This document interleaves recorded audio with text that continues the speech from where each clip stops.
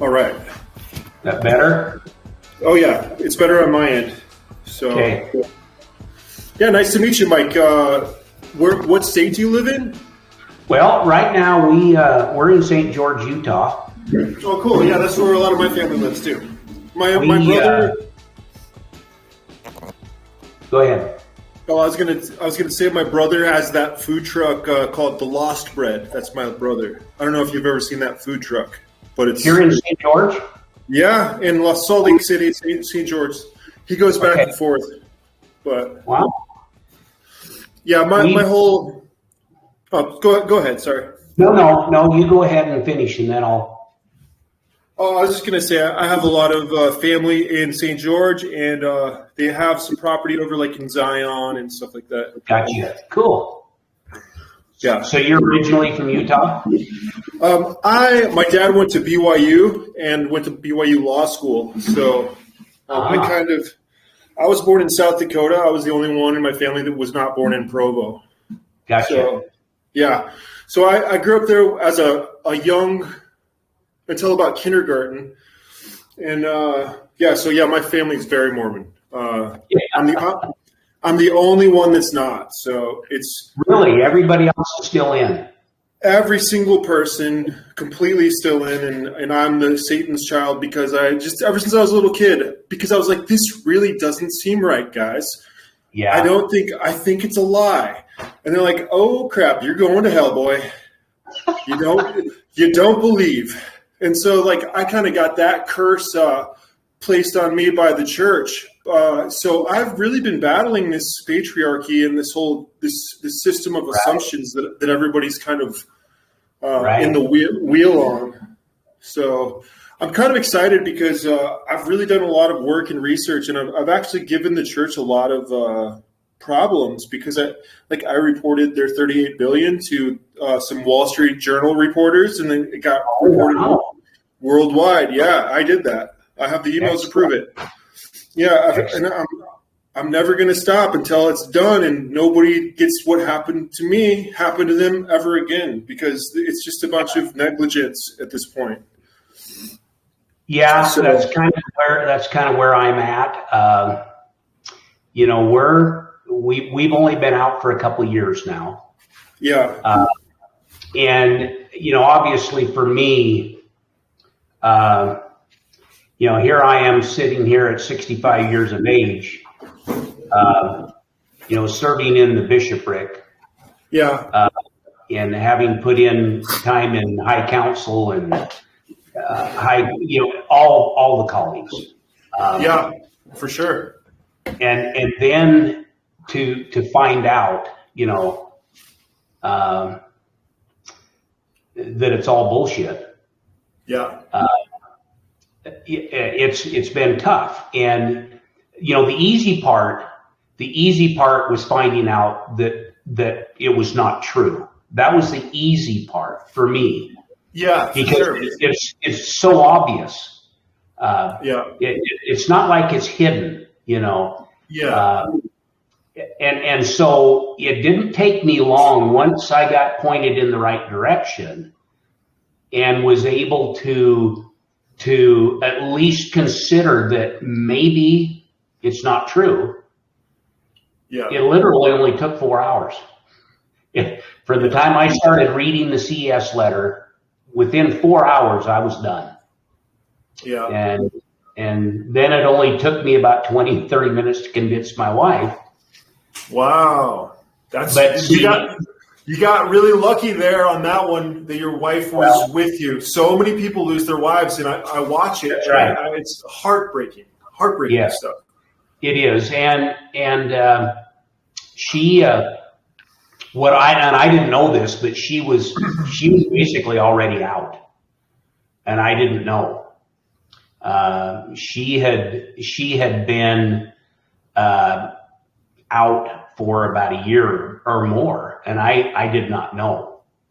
So, and she didn't even know why. She just knew she didn't believe it anymore. Yeah. Yeah. So it's been an interesting journey. But what I'm going to say is, the more I have read and studied, I can't get enough. I can't listen to enough podcasts, and the more I find out about how evil this church is and how rotten it is, the more I want to speak out. Yeah, me too. I swore I would never be one of these agitators. I swore I'd never be an activist. But how can you not be? So that's kind of where I'm at. At some point, you realize that your family's in trouble, and you could do what everybody else is doing and just, it's not my problem. But that's your family, that's your people, and this is our family and our people that are in trouble, and they don't even know it themselves. And so, I never thought of myself as an activist or anything like that. But whenever I saw that my family wasn't so bright, and I was a little bit more keen, and I saw that they're in trouble, and there's really, it's just a bad scene all the way around. When you really deep in, like what you're saying, if you really see how rotten the church really is with their finances. And I've taken it a lot further. Like I said, I reported that the $38 billion, I mean, that was 5 years ago. I reported it 2 years ago, but we knew about it 5 years ago. Right. And I've really dug into those 1,217 companies, and I've just looked at every CEO in the eye and their little picture on Google and said, what are you doing with our tithing money? What are you doing with my grandma's tithing money, Nike CEO? And why do you have pedophile artwork all over your office flaunting it? And you're taking the Mormons' tithing money? It's just, I put so many pieces together, and then I saw, wow, this is actually like the crypt of the devil or something. Yes. And so then that's whenever it became clear to me that, like, this is pretty serious. A lot of people are affected by it. So I devoted my life to fighting it. So and I've been alone, of course. Like, I don't know any other ex-Mormons. I moved away from my family a long time ago because they just did nothing but belittle me and crush me. And if I was doing well, they would make sure that I wasn't doing well anymore because I was not a believer. So me doing well was a bad image for them. They're like, oh, no, you can't be happy because you left. So here, let's poo-poo on your parade a little bit more every single day of my life. So then I eventually just really realized, like, my family is poison. So I just told them, like, you guys are on a bad trajectory to a bad place. I think it's going to be universal condemnation. But and especially we both know that people are leaving in droves. And it's just a matter of time. I hope so. It's not good. It just isn't good. So. But full tithing refunds for all of our families would be a nice little bonus, right? Oh yeah, I'm not counting on that, but I think this of course, shitload of money, I don't care about the money. I care about the sanctity of our lives and the sanctity of our families. They can have all that money and just go do it. Even though I think we should get all that, I think we really should get all that money back. And John Huntsman, after I had those articles published, I saw that John Huntsman saw those articles and he sued the church and he opened up a big can of worms with the church and then had them say some really incriminating things about themselves. Like, well, we couldn't tell the people that we were stealing their money because they would object. They would object to it. Well, that's basically what they said. That's pretty much what they said. Yeah. Yeah. And so it's interesting to watch it slow motion imploding. It is. It's fun.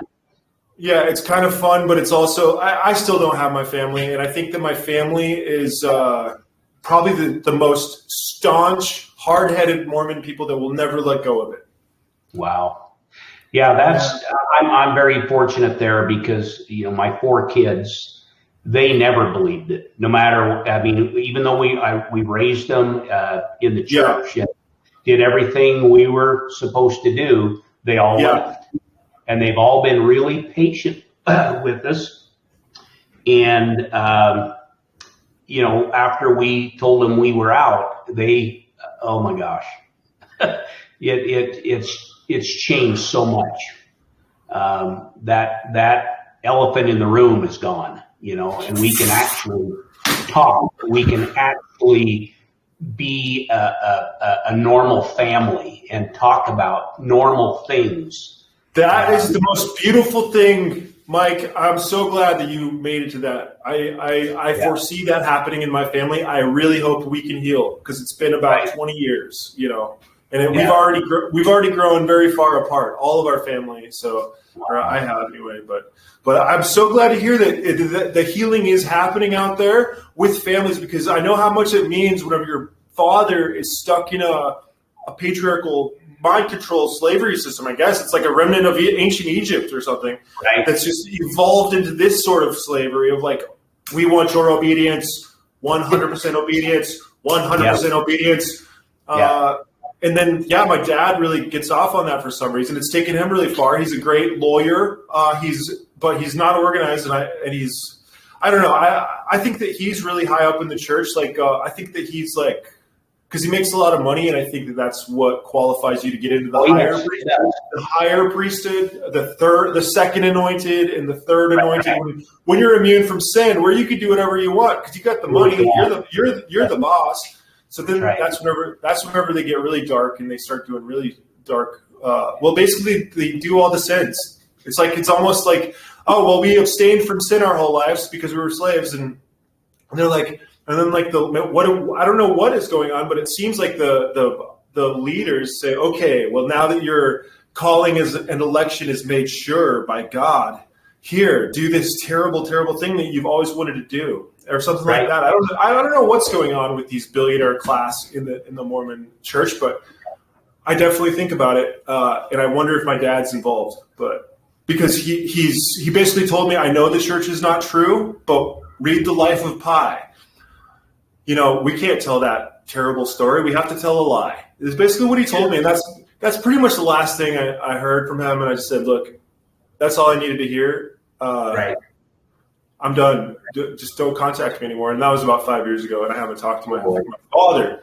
And it's really sad, but I can't handle that. I can't handle it. You know that it's a lie, and yet you brainwash us with it and expect us to believe it. Like, you're just asking for an atomic split, like a fission, nuclear explosion out of your own children, and that's what he got with me. So wow. Yeah. Well, where are you living now? I just had to leave. I'm in South America right now. So I moved close to the Amazon jungle. I figure people are more honest. People are more honest. Indians are more honest. They don't kind of come at you with capitalism and colonialism. And I've really enjoyed the Lamanite culture. I think it's more sophisticated and more. I just like the honesty. Well, that's great. Yeah, that's great. But I'm around. I'll be back in the United States. But I usually live in California, in Santa Barbara, or. Sometimes I spend time up in Oregon, and I'm from Wyoming. I'm from Wyoming, from Sheridan, Wyoming, and Minnesota. Okay. Well, our home is in Montrose, Colorado. Is where we just came down here to see if it was somewhere we might want to retire, and we've been here for 8 months, and we got to get the hell out. We can't deal with it. Too many Mormons, too much church influence, too much. Last night we went to a park, and they had a jazz band playing. They had jazz in the park. We're sitting there listening, and there's people behind us discussing the truthfulness of the Book of Mormon. As we're sitting in the park watching this jazz band, but that is just too freaking hot here. I could never do Utah. I went there as a young man, and people were honking at me because I think I was like 17 and smoking a cigarette at 17 or something, and people were honking at me, and I was just like, I don't know. I was just like, why are just people? This isn't my place. And I don't smoke cigarettes, but I just remember at the time I just felt like this is definitely not for me. Right. Because I was never a believer, and that was the only place my dad would help me go to school. After he destabilized my personality as a young man by giving me this crazy Mormon psycho stepmother, and then whenever it was time for me to go to school, I had to go to a Mormon school or no help at all, or nothing, or no help. Yeah, no help at all. And so I spent years as a hobo, homeless, sleeping in basically alleyways in cardboard boxes. I was dehumanized by life because of my father and this religion. So at one point I realized that I'm stronger than this, and I was only a young man, I was probably 18 or 19, and I was sleeping in a cardboard box, and I just said, you know what? I prayed so hard. I prayed so hard, and I just realized I'm bigger than all of this, and I'm never going to sleep in a cardboard box again. I'm going to get up, and I'm going to go, and I'm going to go find the truth, and I'm going to go win this game of life. And I got up, and I had never really hit that rock bottom again since then, but I did do a lot of stuff. I became a firefighter on a hotshot crew and made a lot of money, and then started supporting myself. Right. And then I became a researcher, and I went around the world. I've been around the world to a bunch of countries, working for a lot of firms and doing a lot of big stuff. My family still thinks that I'm like some kind of a heroin addict in a ditch. They still think I'm 17 years old and just having a hard time or something, because they just think, oh, you are Korihor. You said the church was false, so you are destined to basically be cursed for life, everlasting destruction for you. And so they just basically put that on me, and that it's just so rude. I have to reflect. Yeah. You can't possibly be happy and successful, not without the church.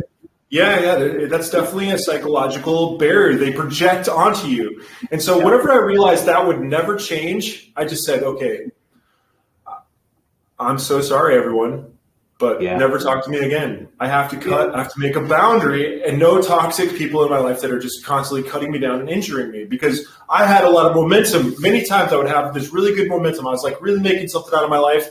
And then I would go to, I'd want to share it with my dad. I would say, Dad, I've really made something of myself. I got a job with these Olympic athletes, and I'm learning physical therapy on an Olympic scale. And so I think that just bugged him and his wife so much that I was working with Olympic athletes, that they had to come to my workplace and have a temper tantrum and cause a scene. And man, it's just good God, you guys. I just realized these people really, they're hopeless. They'll never, I hope that they come around, but that was just all those experiences, one after another. It's really sad that the Mormon church stole my family psychologically like that. Yeah. And I want to blame the church, but ultimately when I look at it, I have to look at the truth that it is my father. It's not the church. Yeah. So it is my family. It's my mother. They gave him the training and the tools to do it. To be manipulative. Yeah. In this legalistic Saturnic system. Yeah, it's very Saturn is so legalistic. This ancient astrotheological kind of culture that why do we have wedding rings is from this old Saturn culture, the rings of Saturn. It still comes to this day, and a lot of the stuff around us is still from this old legalistic culture. So and that's my dad. My dad is that to the T. Wow. And so, this is a really interesting, for you coming through your life, because I feel like Mormons did not fail the test by joining the church. I feel like they passed the test by joining the church with the information that we had at the time. Sure. We didn't know that it was false. Most anybody except Sandra Tanner and those early people that came out. But now with the internet, it's all crystal clear, and you have to sacrifice your integrity to stay. And so by staying in your comfort zone, now you are failing the litmus test of God. I think this is all by God, because God assigned Satan to test mankind by providing this giant lie for people to be comfortable with, So it sucks to watch people fail the test. It really does. I'm saying, don't fail the test. Don't fail the test. Find your integrity. Please, please, please. I really love you people. I don't want to see you. Here's the thing. I, of course, was born into the church. Yeah. But so it's interesting because I never, my father, there was myself and 4 siblings, and my father was a horrible man. He was, my mother and my father were married in the temple, but my father was an alcoholic. He was he abused my mother. He, of course, cheated on her. It was a horrible, he was just a horrible man, but he left very early. I don't even remember him. And we, as children, me and my siblings, we raised ourselves. We were feral children. We did not have any parental guidance. I even after my mother married my stepfather, who's a good man, but you want to talk about somebody who holds on to the iron rod. My stepfather, his whole life, everything, top priority was the church. And he was never a father to us. He was never, he never spoke to us ever about anything other than something that was church related. Yeah. And then of course I remember very early on, I had a good friend, that I worked with. And, even though as a teenager, oh gosh, it's such a wild story. I could tell you stuff that just, there was abuse by older boys. Anyway, that may be something we can go into later, but I had a good friend who was not LDS, and he tried to give me some materials that he knew of that could prove to me that the Mormon church was not true. Yeah. This was back in like 1974, right? And even though I wasn't active, even though there was a period of time where I left the church and I was partying, doing drugs, doing it all. But I still believed the church was true. I still defended the church. Just like my brother, my little brother's the same. I'm like, Jake, why do you defend this devil's church? Look at it. He's just like, what are you talking about? Because he went on a mission, but now he just like, I don't know. I know what you mean though. Yeah. These types, go ahead. But I wouldn't read it. I didn't want to read it because I knew it was just anti-Mormon garbage, right? Yeah, exactly. So I never read it. And, long story, eventually I met my wife and we started having kids, and we decided, the only way to raise these kids was in the church. So we went full bore, and we were full bore, and all that information is out there, right? But we were always told, don't look at it, don't go there. And it was about 3 years ago, my daughter, my oldest child, was Facebooking a friend on Facebook, and they got talking about the church, and Gina kind of went after the church and talked about how awful the brethren were, and she recommended everybody read the CES letter. And I had no idea what the CES letter was. I didn't know what was in it. But it really upset me that my daughter would go on Facebook and attack my religion. And not only that, she was attacking me, right? When she attacked the church and the brethren, she was attacking me. That's how my dad feels about me as well. He takes extreme offense. He saw that I was looking at stuff critical of the church, and I was actually, I was saying, no, this is real. And then he just basically freaked out. I know exactly the feeling that you had for her. It's amazing. Yeah. So I got a hold of her and we had a discussion, and it was kind of curt, and I told her I was hurt, and she apologized, and she took the posting down, and it just kind of went along.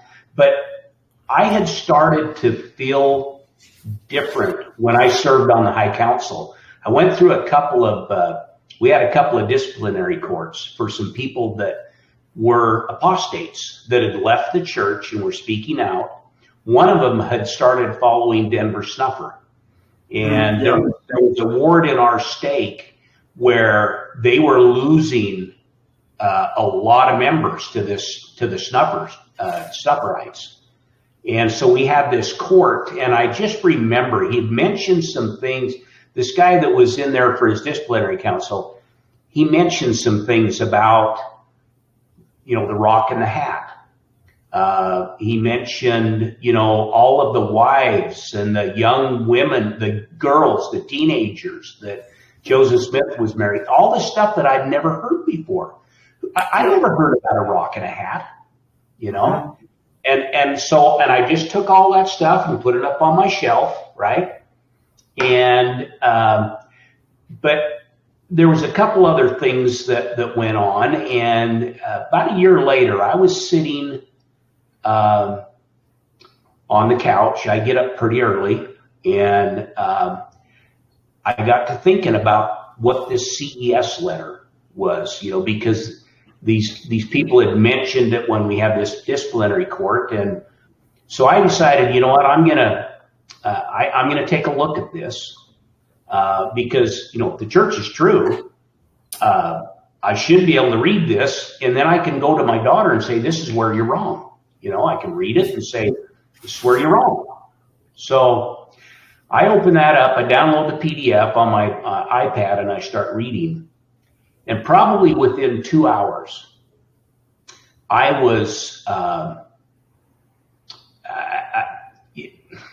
there was things that I learned that literally shook me to the core. Yeah. The real history that they cover up. And then whenever you see it uncovered and people are talking about, like, well, what about this and this and this? And you're just like, what the heck am I looking at? Like, you're just like, why did I spend my whole life and I've never heard of this, like, very important sounding stuff? Yeah. It's because it's intentionally obscured from you as a member, because they don't want, of course, they don't want you to know that they're lying to you, because then they can't use you anymore to get more tithe payers. Like, of course. That's correct. So I kept reading, and about 4 hours in, I was pretty much done. I had realized that there was a really good chance that the church wasn't true. And I had never in my life been able to think or say that out loud. Yeah. The possibility that it couldn't be true. And so about 4 hours in, I just knew. I knew, man, I'm screwed. I can't go back, and so my wife gets up, Sandy gets up, but gets out of bed. And so I start talking to her about this, and literally within 30 minutes, she just said, yeah, I'm done, but then I found out she was kind of done anyway. So, and, we even thought at one point, there's got to be some good still there. Maybe we can still go to sacrament meeting and try to get something. Yeah. So the next Sunday, we got up, got dressed, went to sacrament meeting. At the end of sacrament meeting, we looked at each other and said, there's nothing here for us anymore. And we got up and left. We've never been back. There's just, it really upsets me about how obvious it is that the church is not true, that the Book of Mormon is just fiction, that is all made up. Every last shred of this, every story, you could take any single piece of it and find out how it's a lie. Like you can, like literally any piece of it, and also like top to bottom, Yeah. And whenever you do realize that it's okay, well, we're not fully in, but maybe we can find some good. And then you go back and you want it to be true. You want it to be okay. You want to still go to sacrament meeting and find the good in it and all that. And then you realize like everybody's only being nice to you and being your friend because you're a member of the church. That's right. It's like care less. Yeah, they could care less. Just like my stepmom, I tried to talk my sister into like my family is pretty wealthy in Colorado, and my sister is super spoiled, and she had this mountain of presents. And then there was an ad I saw online that said basically like, "Hi, I'm really poor. I cannot afford a single present for my daughter this year, and I'm freaking out. I just like even the smallest little present." Like it would make her whole Christmas, right? And so I see this random ad, and I'm just like, okay, let's teach the spirit of Christmas to my sister. Hey, look at your pile of presents, you know, that your mother piled onto you. Why don't you pick one out and give that to somebody that doesn't have any presents? Right. Oh man, my stepmom found out that I had that thought. And she freaked out so hard, and she said, if they want presents, they can come and join the church. Like those poor people, like they're basically, those people are poor for a reason. It's because they're not in this church. It's because they're not in the church, they don't have the truth, and they're not doing their tithing. If they would just join the church, pay their tithe, they'd get themselves out of that. Yeah, exactly. It makes me sick to my stomach to think that I actually used to believe that. Yeah. Well, yeah, my stepmom really shut down that idea. Everybody it was just an ugly Christmas for me. And my dad is ludicrously wealthy. He's like the #1 patent attorney in America, my father. So him being so smart, I'm always like, how could you do this to me? And know you're doing this to me. And so that's why it's almost like a blood against blood. I loved my father so much. I did everything to try to like make him proud until one day I realized like he has been toying with me as if I was like one of his experiments or like, or he really doesn't care about me. He only cares about his own image and how I cannot ruin that. So I just realized like, unfortunately, this world has stolen my father. So, but yeah, it's both of us have really interesting kind of parallels, like as far as the psychological boundaries that we've both come up against and also been on both sides of. Although, whenever I was about to go on my mission, I prayed and prayed. I was like, I don't know that this church is true. I still don't know. Help me know, God. I had already read Socrates and understood that all that I know is that I do not know. You know, that's what Socrates was famous for. That's why he was the wisest man on earth, is because he knew that he did not know.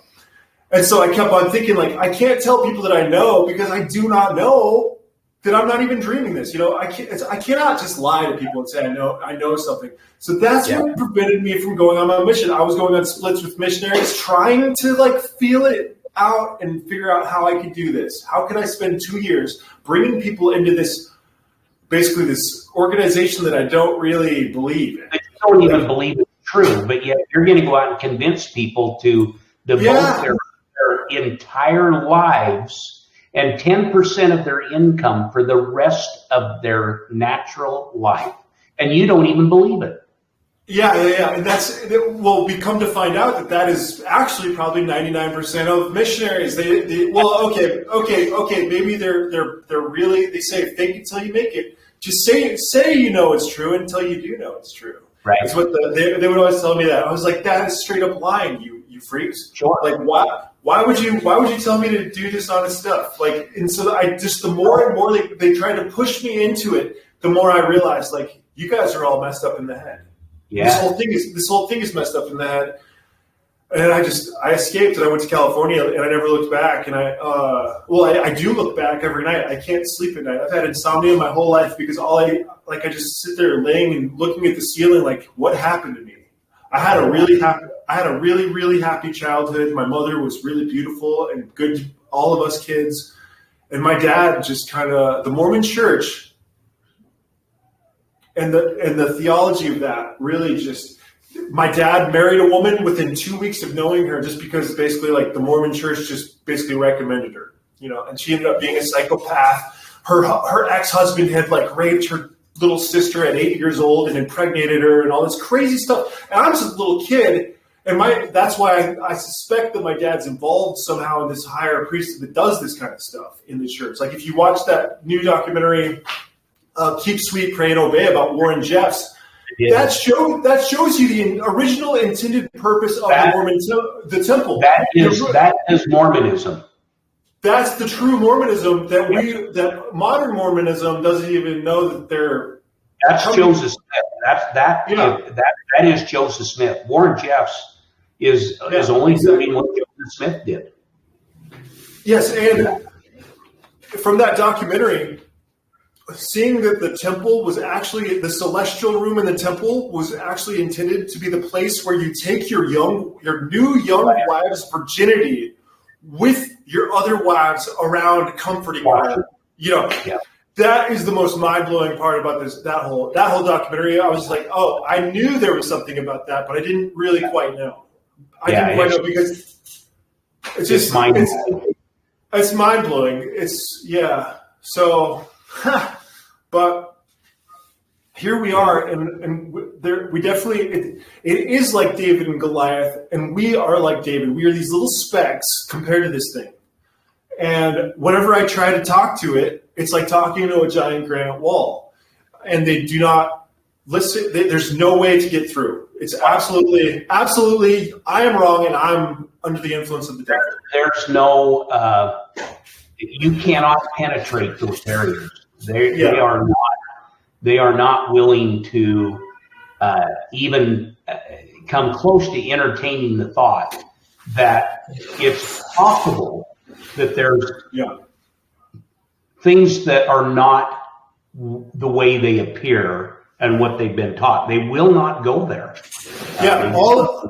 They just do this fake smile. They have to present themselves as being happy because, of course, they're happy. They have the truth.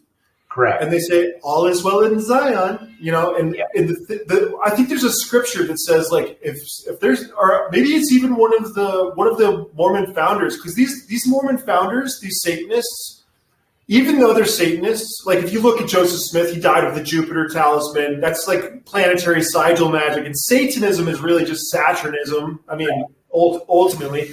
And so if you look at these guys, they had the Mars dagger. It was a sacrificial dagger. The Smith family heirloom. If you look into the Quinn Michael Quinn's book on the Mormon magic worldview, basically the inside religion of Joseph Smith. What was he thinking when he was doing this stuff? Looking at the rock and all this stuff.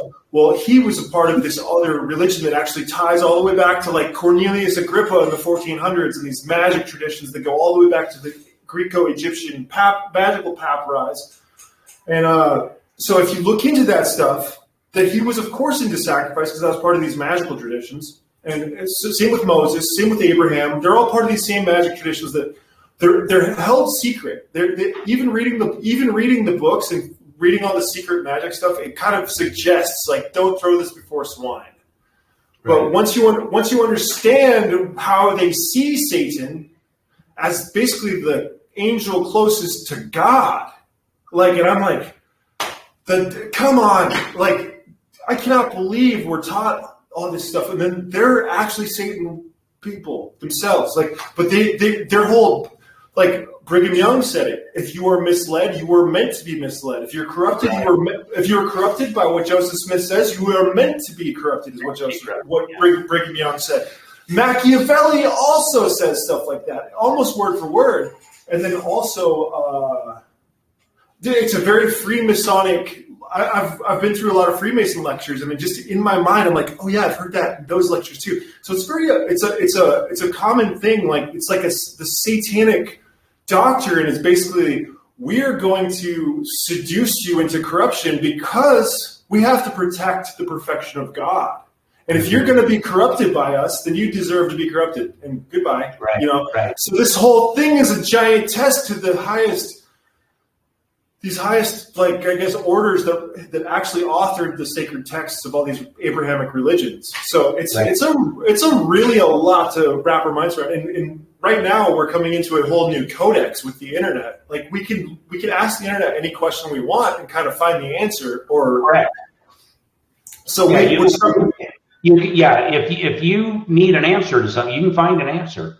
Sometimes it's not what you want to find. And sometimes you have to sort through. Yeah, pro, con, like the argument always has two sides. Somebody's saying yes, somebody's saying no. So find the best yes and the best no arguments that you can and battle, hit them against each other and see who wins. And then you got an informed opinion. Like on what happened. It's maybe not what you wanted, but I think it's important for people to realize the truth is not what you want it to be. The truth, you align yourself to the truth. The truth does not align itself to you. I mean, it just doesn't work that way. So I think it's a nice little reality kind of wake up call for people to realize, like, just because you believe it's so doesn't mean it's so. Like, I don't know, but I think that's an important part of just natural maturity as an adult. And I think that part of Mormon psychology is very underdeveloped. It's really like a human fallout zone in my eyes. It's like this giant public health hazard that's gotten my whole family. My brother doesn't talk to his kids because I don't even know why anymore. It's all these different Mormon psychology things. I'm like, you're not worthy, and your judgment's coming. It's all just so anti-family, anti-human. And I was just talking to some people on Reddit, and people are saying, who is attacking the family unit? Who in this church is actually consciously attacking the family unit? And I'm just thinking, like, well, if you look at what the Book of Mormon is, they call it the stick of Ephraim. They call it the stick of Joseph in Ephraim's hand. And what's the definition of this stick of Joseph? It's supposed to sow division among the nations. That's what it's intended for. That's what the Book of Mormon is intended to do. And it's just the whole thing. They talk about how the church unites families, and all I can see is it separates families. Yeah, exactly. The second that you leave, you have. You're not going to be with your family anymore. You have just broken that chain, right? And they have a really difficult time, living and accepting that. And that was one. By the way, that was one of the things that started my shelf to break. Was my daughter, she's got 4 little girls, and. She told us one day, she says, I cannot believe that God would separate me from my children. Not the God that I know. No God would separate me from my children just because I'm not paying tithing and I'm not going to church and going to the temple. And he's not going to separate us. And my wife and I struggled so much with that because here we are, we're doing everything we can, fulfilling all our callings, paying our tithing to the penny, right?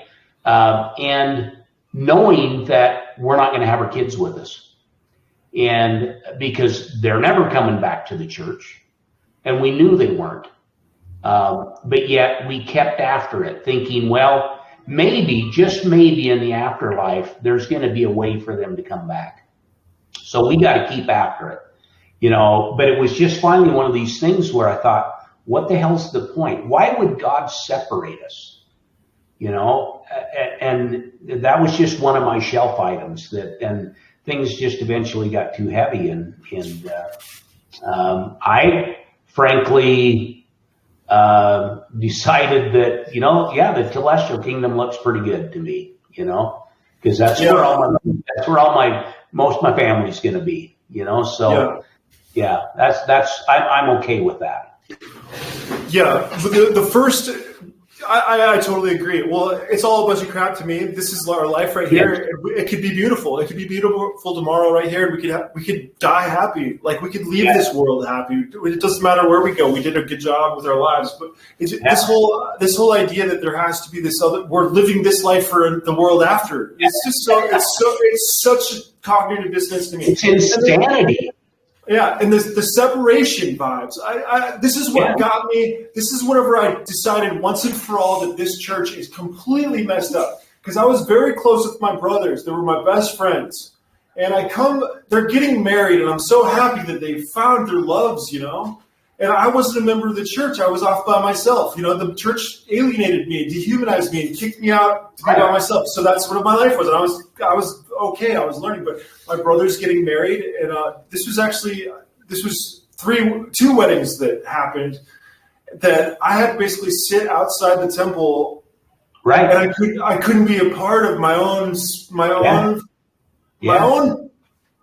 brother, own best friend for my whole life that I couldn't imagine anybody else's wedding that I would go to.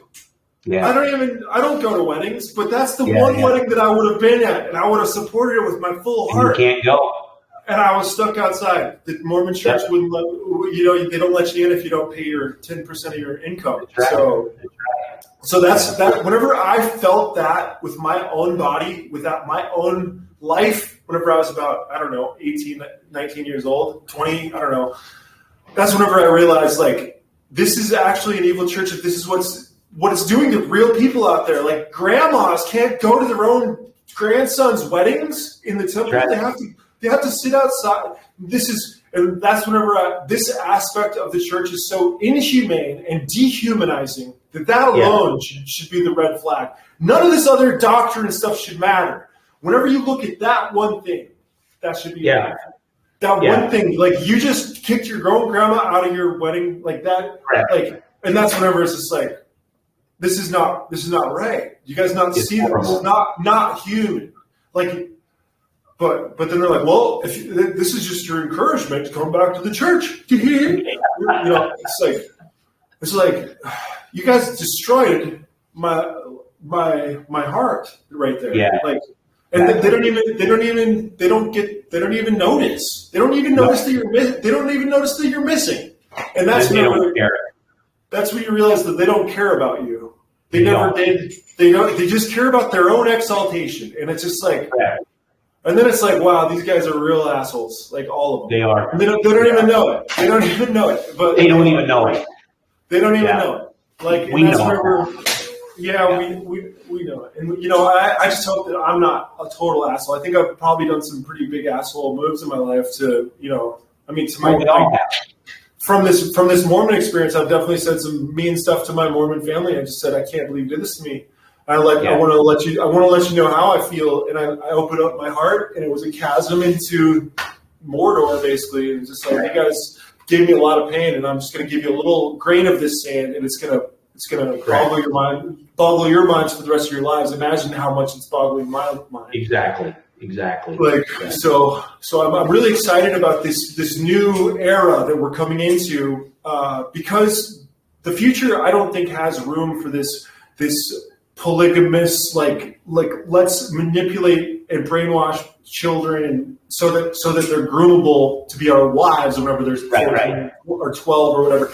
This whole society is so irresponsible, and I think everybody knows it, and it's just that nobody's standing up to the plate yet, saying like, "Hey, we have a clear picture," because it's so obscure and it's so hard to have a clear picture about anything. Right. It's like intentionally confused. So, but I think we are coming out of it. Once you really trace the lineage back and then get that magical religion, I think that's a very important step for, I think, the high priests of ex-Mormons, or whatever they might call us, the kind of like the really, really sincere people that are not in the church, that left the church but still are fighting and feel like they're standing with God or the truth of life and love and like sanctity. That's the most important thing. Whatever that means, Whatever that means. If you're standing with sanctity and like human decency and love, like, correct. and you're not in the church, and you're an exmo, like, I guess that's what I would call a high priest or a high priestess of the exmo community. Just like if you're really striving to, I don't know. So, yeah, but there's a lot of us. There's a lot of us, and we are, and it's really cool that I saw your story. You said I'm in my 60s and I'm leaving the church, and I was just like, oh my gosh, I didn't even know that was possible, because all of my relatives in their 60s, they will never leave the church. That's just it, and that's why I feel so strongly about speaking out. Is I want so much for people my age to get the hell out and stop giving their lives up to this church. For the sake of your own families, for the sake of your children and the generations to come, because you're just leaving these problems for the new children. Well, and it's not just that, it's these people my age, we retire, and the first thing we do is we go on a mission. So you leave your family, you leave your grandkids for 2 years, and you go on a mission, right? You come back, and now they got you working in the temple, and so they condition you to just give and give and give and give, and people waste their best years of their lives on this cult. And on getting more tithe payers for the Saturnic elite to basically my stepfather just died. He's 92, and my mom died about 30 years ago, but my stepfather died just a couple months ago. And as I said, his whole life was the church. Number one priority was the church. And I told my brother and I told all my sisters, I said, you guys need to prepare yourselves, because I'm telling you right now that Paul, that's my stepfather's name, we're going to find out in the will that he's going to be giving most of his money to the church. Yeah. And so I just want everybody to get prepared for that. And sure enough, the will, he gives each child a certain amount of money, and then the rest of it goes to the church. And he's given about $800,000 to the church, almost $1 million. He is just sending it to the church. He's saying, screw my family. Just like my family. Yeah. Screw you guys. And to me, it's not about the money. It's his money, and do whatever the hell he wants to do with it. Yeah, but for sure. Give it to someone who is going to do no good with that money whatsoever. Yeah. No good will ever come of that money. And there's so many different charities and so many different ways that money could help people, but he's going to give it to a cult. But really just money provides stability and opportunity to get ahead. And whenever you're just crushed your whole life, and then you still don't get any help. Like my grandma just died. She got the COVID vaccine, and she was one of the rare adverse reactions. And she and I don't know if they're so rare because I've heard about a lot of them. But the Mormon prophet, they own they own Pfizer, they own all these stocks and all these. Actually, the Mormon Church is behind the whole COVID-19 campaign, as far as like LDS Charities is like hand delivered, like I think 8 billion of the world's vaccines. Yeah. Like they run Gavi, who dictates what the WHO does. And then we get that the Mormon Church has actually used the CIA deep state to get all the way to the top levels of everything. And I guess they're blackmailing people and weird blackmailing rings that I don't even want to think about.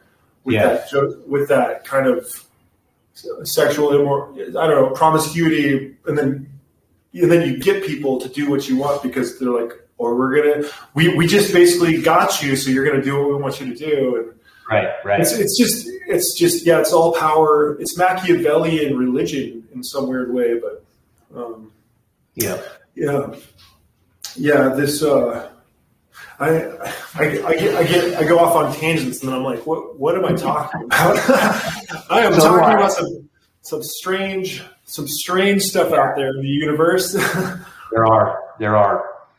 So I'm going to have to run here pretty quick, but yeah. So are you guys? Do you actually want to do a recorded podcast at some point, or where you? Yeah. Questions or. Well, for sure. I'm recording this one just for the practice. Oh, okay. Cool. Actually, I think if it turns out good, I think this is totally postable. Maybe cool. we could run it by you. I don't know. I've only posted one episode with those guys, but we've done about 5 episodes. But yeah, you can post it. I'm cool. Yeah. Okay, great. I'll just go ahead and post it. Because it's a pretty interesting perspective that I think SpaceCouch really represents. My podcast is SpaceCouch because I want to show people this astrotheological underpinnings of all of the Abrahamic religions and what the contexts are, so you can have an informed opinion. Because when you don't know the context and you're signing the contract, you didn't get to read the contract you're signing, Correct. So I think you should really know the contract you're signing, and you can also read between the lines and really understand it. So that's what SpaceCouch, I hope, is really for, because I had to devote my life to studying religion. Other than firefighting, I went to college studying religion of the world to try to figure out the context. Why did this Mormon thing happen? Why did God do this to me? I just kept thinking, like, why would God throw this curveball at me? And it's just so hard to hit. So you still believe in God? I believe that there's like a queen bee hive consciousness kind of like harmonic mainframe that I think that we've all done this before in some parallel universe or something. That's interesting because, that's one of the things I'm certainly struggling with is once you lose Mormonism, right? Yeah. Which is the only true church, right?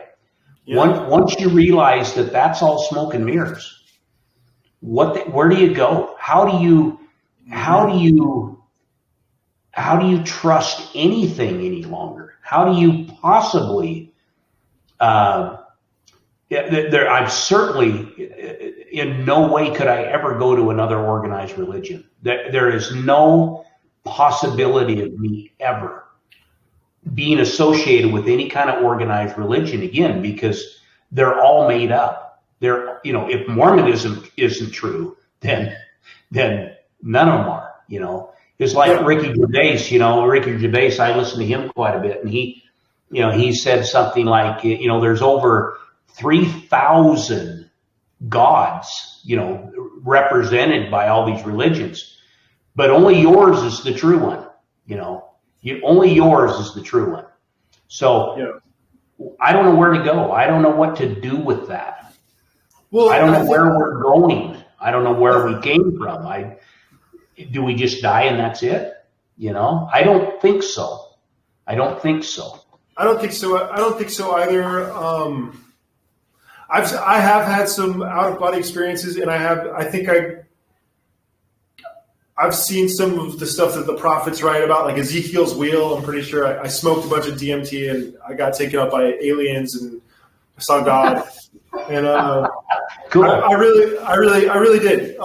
It's not something that I'm recommending to anybody. Hey, go take a fat rip of DMT. Take 4 fat rips and hold your breath each time. Really get there, and then you're going to leave your body in this cloud of. Basically, it's really interesting what happens, and it's a reproducible experiment with different people. We'll see basically the same stuff, same landscape. They call it the hypersphere. So there's definitely a spiritual world outside of our bodies, or I can't say there's definitely because I could have hallucinated that whole thing, and so could everybody else. It's really not explainable. Right. But if you are open-minded to psychology, and especially Carl Jung, I think Carl Jung's Red Book, it's probably one of the hardest books to read, but it's about the harmonic archetypes of our soul and how and it's a really hard book to read, but it's it's really a soul-shaking book, actually. I read it whenever I was just at the very pit and I realized that I needed some therapy or something. I needed professional help with all of this because I just had nobody to talk to. The only people that I had to talk to were Mormons. They were like, "Oh, we'll take you to a therapist," and it's a Mormon therapist. A Mormon therapist. How are we going to get you back in the church to get you better? You know, we don't want to talk about to get better. Yeah. So, yeah, that's how it always is. But yeah. So, but as far as like, I think the purpose of life is to live our highest dreams. That's what this is for. It's to visualize and manifest our highest dreams while we're incarnated here, because I think that we do have a body that's made of pure electricity that's kind of like inside the glove of this body, and it looks kind of alien almost. It looks like a big electric butterfly kind of thing. Yeah. And it's kind of like, yeah, it's people draw it. I don't know. I can't say too much for sure, but I've seen some things where I'm just like, there's a lot out there that we don't understand. It's almost like we lost the instruction manual to our own life and our own body. Right. And it is true because we've all been colonized and our minds have been deleted. My mother forgot her Native American language. My father probably forgot his Celtic religion because Rome came through with the Crusades and basically the Inquisitions and found the pagans and deleted them and turned them into their own soldiers, and that's our ancestors. So we forgot who we are. We forgot our magical imagination even because they had to cut that connection so that they could manipulate us. And basically this is an old slave master stuff. This comes from a long, long time ago. And Jesus was the first name of the first slave ship that left Africa. Like this is all this whole gospel of Jesus stuff. I mean, the last thing that Jesus says in the last chapter of Revelations, one of the last verses is, "I am the root of David and the bright and morning star," which is basically like Lucifer. I am Lucifer. What are you going to do about it? Hey, yeah. Now that you read my book, I'm going to tell you who I am. It's in the very last chapter of the Bible. The 66 books of the Bible, and so this in Corinthians, Satan. It says Satan, of course, because Satan always comes as an angel of light, and just all these little clues, like what is going on? Who is this Jesus? Because I've never met Jesus. I don't know. I want to believe in Jesus, but who is it? What is it? What does the Catholic Church really do? Why is the oldest Christian church shaped like a snake with a crown on it? Why is that's Peter's Basilicas? That's that church, and there's just so many anomalies. And the Pope has like these like Hail Lucifer sessions, and it's just like, what are they really going on? And the Pope will say like, Jesus is the son of Lucifer. Your son Lucifer, Lucifer, your son Jesus has done it. He has brought his peace. Lucifer, your son Jesus. What are you guys talking about? So Jesus' dad is Lucifer. What? Like, and then you're like, who is Yahweh? And then you get into the Yale lectures and like, who is Yahweh? Is Yahweh Lucifer or Satan or something? Is that real?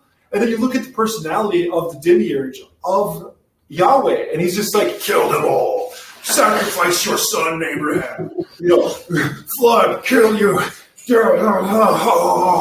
like I am a jealous God, and then you realize like, wait a second, that is the devil right there.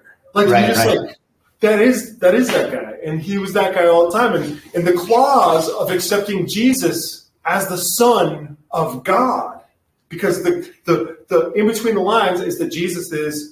People aren't asking who is Jesus' dad. They're just so impressed by the rebrand, the positivity of Jesus, and how we all love Jesus. He's our hero, and that's why they had to kill him and put him on a stick and flaunt it in front of us, like and say, "Hey, we killed your hero. Now submit to us," because submit. So the whole thing is a satanic sacrifice, and by who? Satan, the father of Jesus, according to the Pope and the Freemasons and the Manly P. Hall and all these, the Gnostics, the people that actually author the texts. I mean, the people that actually the elite and the rulers that are actually pushing these religions and writing them. They're the ones that think this. It's not me. I don't want that to be true, but I'm just like looking at it like, oh my God, this is a terrible mess. And it's centuries old. It's definitely not easy, but I do believe that we're going to win. I just don't know how yet. Right. Because I do believe in the human spirit. I believe in miracles, and I believe in love, and I believe in what we are as in our ancestry. We might have amnesia. We might not remember everything about ourselves, but we do have this indomitable spirit, or at least I do. Like, I'm talking to these guys from Islam in this other chat room, and they're just trying to tell me, like, I know that you don't like the Abrahamic covenant with Saturn and all this stuff, but you really got to look at Islam. You blah, blah, blah. And I'm just thinking, like, yeah, okay, I do look at Islam. I went to Qatar, and I went to some Islamic countries, but what I don't like is they're always like, you're either a slave to Allah or a slave to the system. Everything's about slavery, or judgment. It's a very harsh religion. Yeah, and they're telling me, like, hey, like, because I identify with Native Americans. I really like the culture. Like I said, it's honest, and it's just like they're not trying to trick you. They're just telling you, like, well, we believe our ancestors are these hot lava rocks. This is our grandfather. It's like, okay, well, it sounds a little hokey, but you're not like trying to steal my money, and like you're not trying to convince me. You're just telling us that's what you believe. Okay, it's like, I don't know, but I'm just thinking that freedom is a beautiful thing if you have the self-discipline to maintain it. And so I really see that we're going to reach a maturity. And we're also going to understand, we're going to get the blueprint or the instruction manual back to our lives and understand the elements and the stuff around us in the context, because that's what we're missing. And that's why, like you say, where do I go from here? Yeah. Do we just die? Like, I know exactly the feeling. I get the same feeling sometimes too, whenever it's just like, wow. But whenever you really open up to the big picture of the ancient history and how it's all come up to this moment. And I do believe that there will be something, they will call it the second coming of Christ, but I don't believe it's going to be one person's enlightenment. I believe it's going to be everyone's upgrade into a maturity that's a whole different level. I believe that it's going to be a collective enlightenment. It's going to be everybody on earth. I don't believe it's going to be one guy that's the king. It's just one. It's just too failable. That guy could get corrupted. You know, if he's a mortal person, if he's made out of material, he's corruptible. So we got to get away from this grid system of the pyramid with one point of failure for the whole thing. We got to start doing the net, like self-sustainability. We just got to move into a self-sustainability consciousness for our electricity, but also our information. Instead of having this Q15 power grid where you get all leadership is at the prophet. You know, this is a foolish, barbaric system. And the people like my Native American, elders, the guys that I go to ceremonies with, they told a story and said, they came over and said, "Who's your chief? Who's your chief?" Indians. "Hey, Indians, who's your leader? Hey, who's your leader?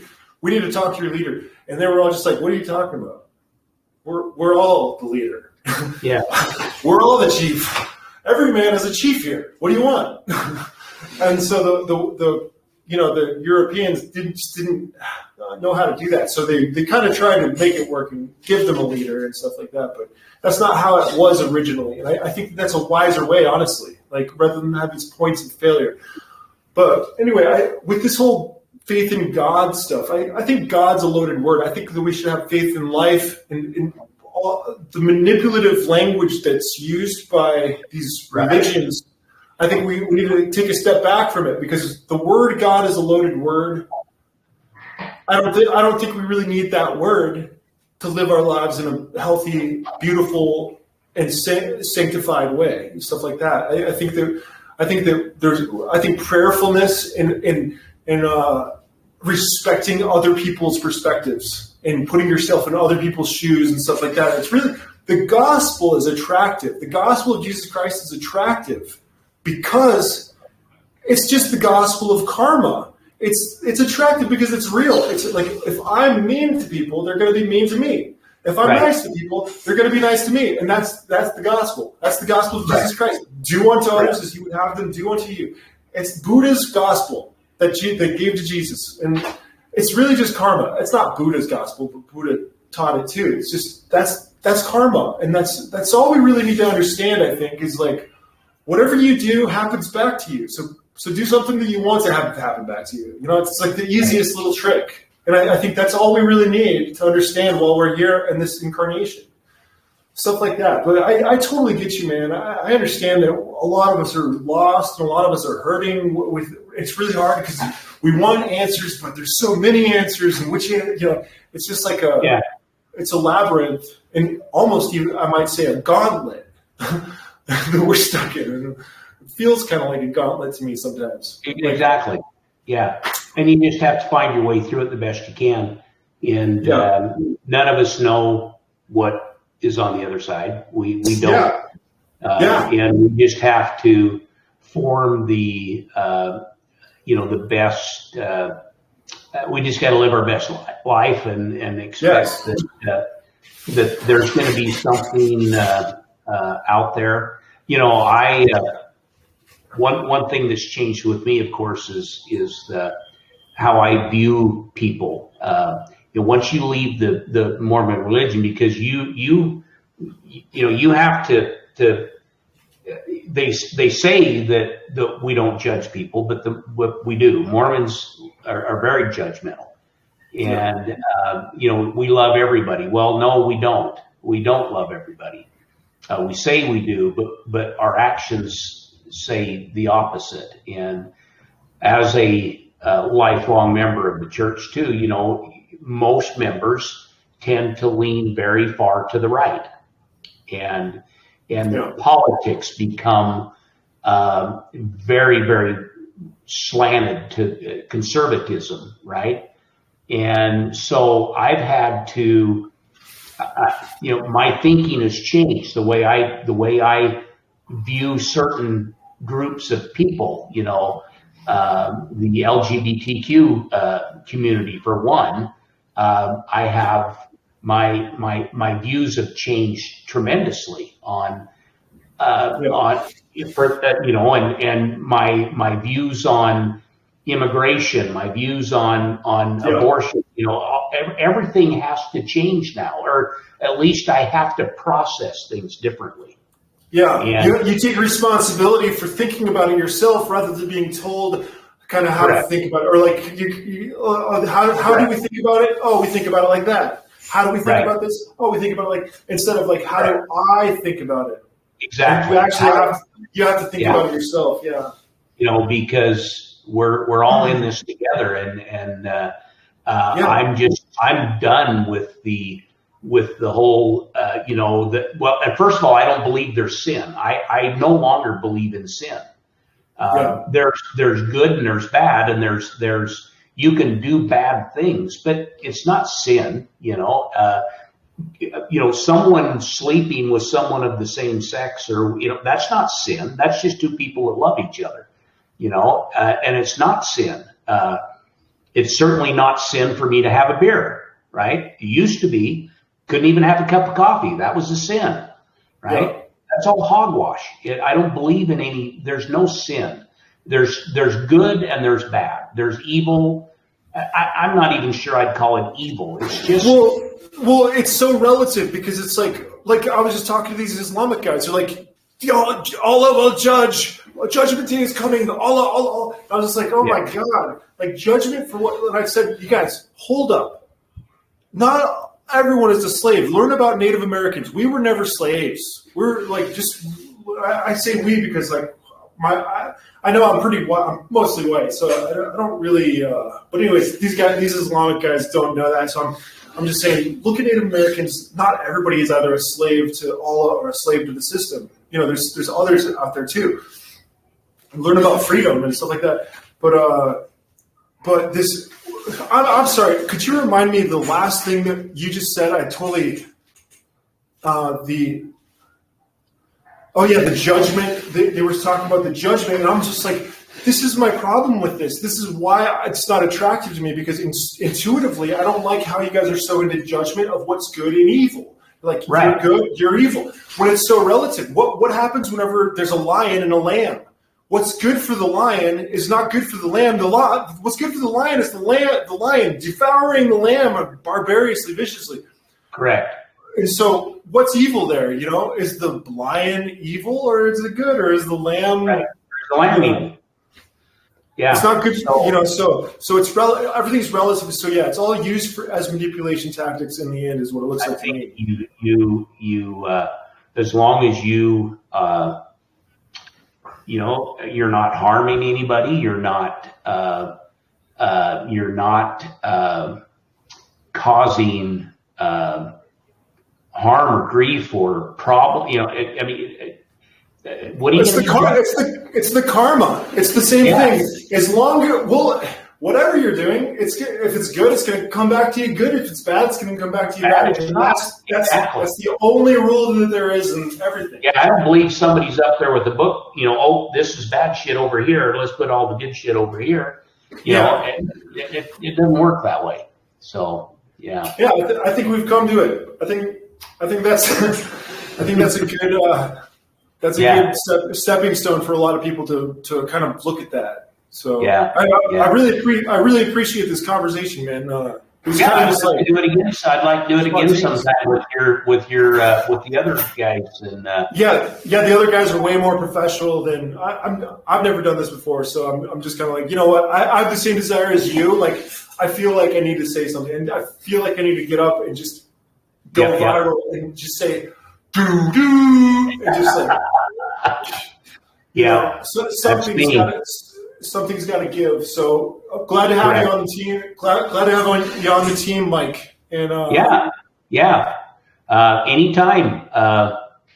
Just let me know anytime you want to chat, and I'd be glad to chat with you guys. So, okay, great, man. It's a blast. All right. So where exactly in South America are you? Can you say? Right now I'm in Lima. Yeah. I landed in Lima. I was planning on going into the jungle, and there's a lot of like different shamanic cultures with like ayahuasca. It's the most respected religion in Peru, is the ayahuasca. So there's ayahuasca. Excuse me? Okay, so it's that I've read a little bit about that. People go down there and go through this. How pronounce that again? It's called ayahuasca, and it's basically like this 10,000-year-old or more brew that they use in the jungle to. But it's like psilocybin, correct? It's the most powerful. It's kind of like psilocybin. It's got similar molecules as psilocybin, but it's way more powerful.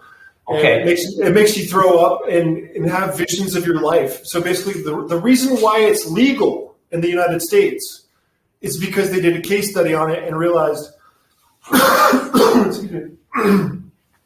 they realized in the case study, all the experts from all the universities came, because it's a legal religion in Brazil and in the jungle. It always has been. It's the lifeblood of the jungle. And so they were doing a case study, and they found that everybody that uses it like once a month in their church, they score higher in neurocognitive abilities. They're healthier. They have better life. Like, everything about them is just like, right on. So they started to see, like, part of the witness testimony, or the expert witness testimonies, basically said, like, well, these basically people that we would consider like criminals, rapists, murderers, people that are wandering around in South America will go to get high with ayahuasca, not knowing what they're dealing with, something much more powerful than anything they've ever fathomed. Because this is the most powerful substance on Earth, maybe. It's just, they describe it as like you're tying yourself to a stampede of wild horses it's going to drag you through the universe for 8 hours straight as they morph into jaguars, snarling jaguars. It's just like you're really going to get this vision. You're going to have visions. Basically, you're going to hallucinate for this whole section. Get your visions. And what are those visions? It's usually what happens is the energy starts to increase more and more and more until you just can't handle it anymore. And you have to let go of everything that you're not, is what people say. It's just so intense. I can't hold on because it puts so much energy into your body. If you are a sinner or a jerk, or if you're one of these people that habitually are just a loser to people, it's going to really shine light on that in yourself. And what that vision is a vision of your own life. And you see how your life, you're in a canoe and you see that you're going right towards the waterfall and you're just going towards a disaster.